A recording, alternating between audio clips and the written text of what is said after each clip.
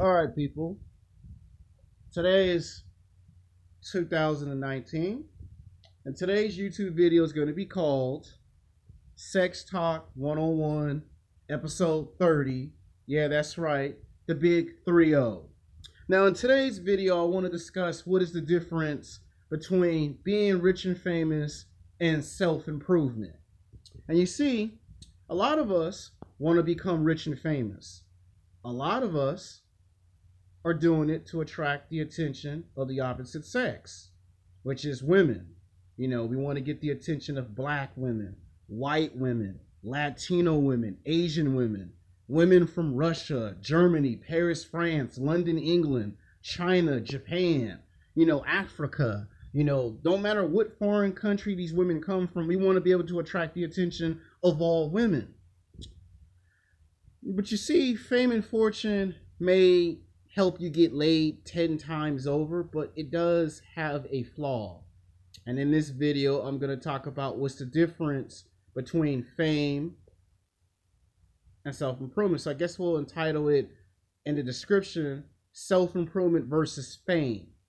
Now, the guys that you see in the movies, television shows, the guys that are playing professional basketball, football, baseball, tennis, soccer, the guys that do boxing, mixed martial arts, the guys who do that are rich and famous. What if I told you those men are beta males? Yeah, I bet some of you already knew that, and some of you probably going, no way, if you're rich and famous, you can't be in a beta male. Well, on YouTube, you hear a lot of guys say stuff like, don't be a rich simp. Don't be a beta male, a beta male provider, right? You hear that all the time on YouTube, right? Well, I'm here to tell you that a lot of your favorite professional basketball players, football players, and baseball players are beta males. These are guys who never had the skills and the ability to physically, sexually attract women when they were in high school and college. So when these guys became famous for playing sports or in Hollywood television and film or in the music business, these guys just took whatever talent that they had and just based that one thing off of, that's why they got all the girls. And it's true, fame and fortune will help you get laid 10 times over. These guys that you see in the movies, the television shows, these guys that play sports, they date some of the most beautiful, physically, sexually attractive women on God's green earth. If you smell what The Rock is cooking. Sorry, I had to do an impersonation of The Rock, sunglasses on. They date some of the most beautiful, attractive women on the planet.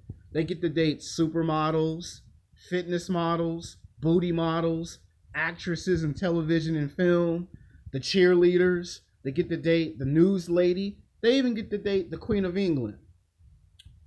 But what you must realize, there is an old saying in Hollywood. And that old saying in Hollywood is, fame only lasts for 15 minutes.